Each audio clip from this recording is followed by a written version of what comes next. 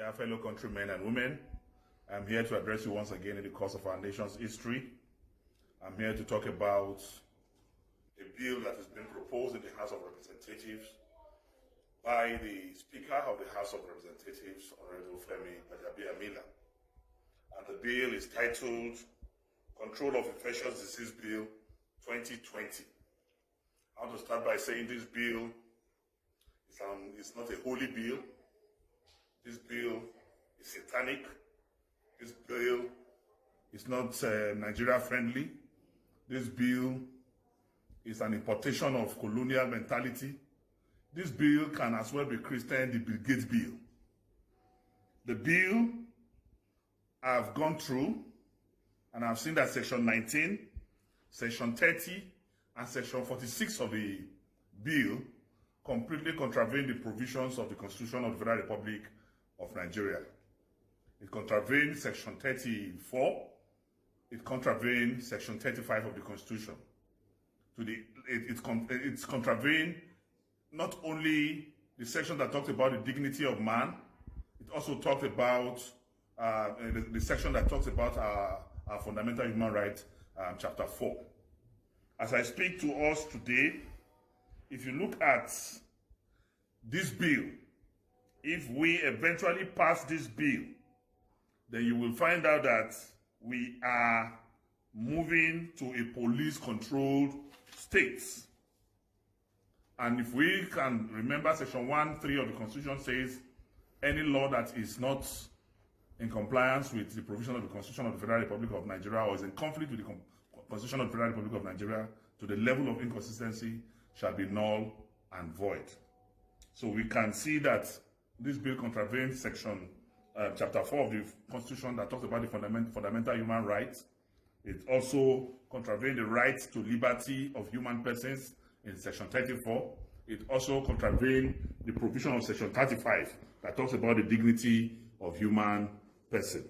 If you see Section 19 of the Constitution of this bill, it says where it appears to the Director General that the holding of any meeting, gathering, or any public entertainment is likely to increase the speed of any infectious disease, the Director General may, by order, prohibit or restrict, subject to such conditions that he may think fit, for a period not exceeding 14 days, the meeting, gathering, or public entertainment in any place.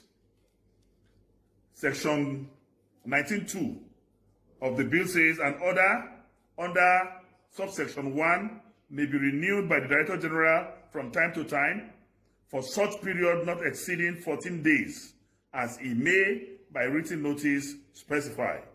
3. Any person who holds is present at or has been taking part in any meeting, gathering, or public entertainment in contravention of an order by the Director General under subsection 1 shall be guilty of an offense. 4.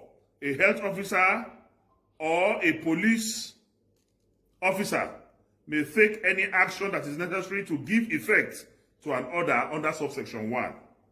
Any person who is aggrieved by any order of the Director General under subsection 1 may, within 7 days from the date of the order, appeal to the minister whose decision shall be final.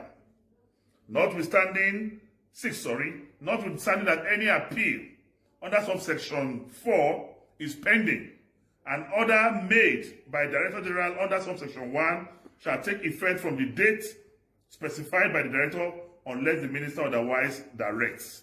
Then Section 30 of this bill reads thus. 1. Every person on an international voyage, whether leaving or arriving in Nigeria, shall A.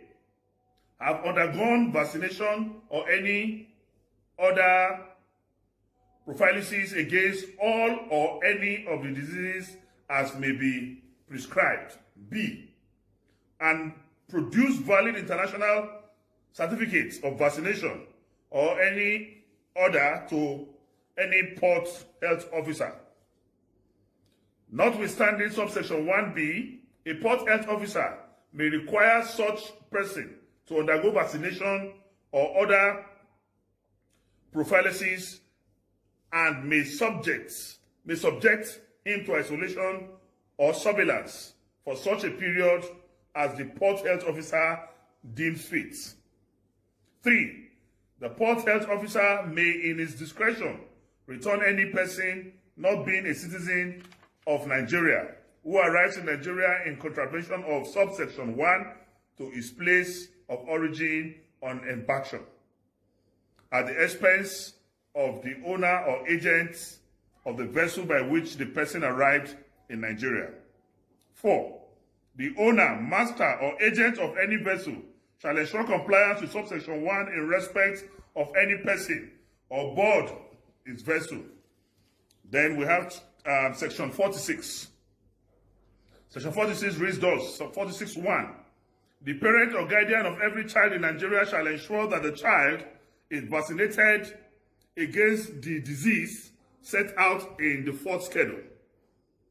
That the registrar of birth and death shall immediately after the registration of the birth of a child issue the parent or guardian of the child a notice requiring the child to be vaccinated against the diseases to which this section applies.